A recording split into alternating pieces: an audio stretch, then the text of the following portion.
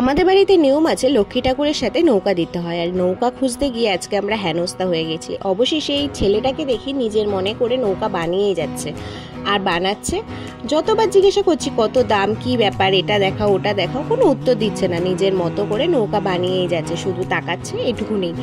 আমরা না ভেবেছিলাম বড্ড ঘ্যাম ছেলেটার, এত সেল তো তাই জন্য এত ঘ্যাম দেখাচ্ছে, কিন্তু জানো তো আমরা ভুল ছিলাম।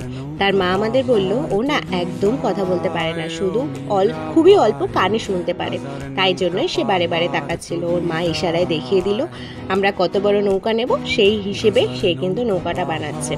আর এত সুন্দর নৌকাটা বানাচ্ছে, তার এত সুন্দর গুণ, আমি জাস্ট হা করে তাকিয়েছিলাম তার দিকে। আর দেখো একদম চোখের নিমিষে একটা নৌকা তৈরি করে দিচ্ছে।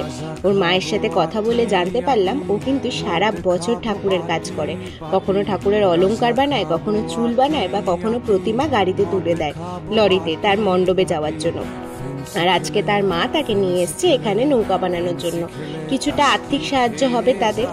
আর যারা বেলঘুরিয়ায় থাকো বা বেলঘুরিয়ার আশেপাশে থাকো, তারা কিন্তু ব্রিজের নিচে এই মা ছেলেকে দেখতেই পারবে। তবে তাদের একটুকুনি তাদের কাছ থেকে কিছু কিনে তাদের আর্থিক সাহায্য করতেই পারো।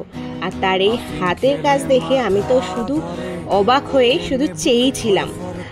ঠাকুর কিন্তু কাউকে ভাতে মারে না, হয়তো তাকে গলার স্বর দেয়নি, আমাদের মতো চিৎকার করতে পারে না সে, বা প্রতিবাদ করতে পারে না, বা কেউ কিছু বললে উত্তর দিতে পারে না, কিন্তু ভগবান তাকে এত বড় একটা হাতের গুণ দিয়েছে, সে কখনো ভাতে মরবে না, আজ যাই হয়ে যাক না কেন।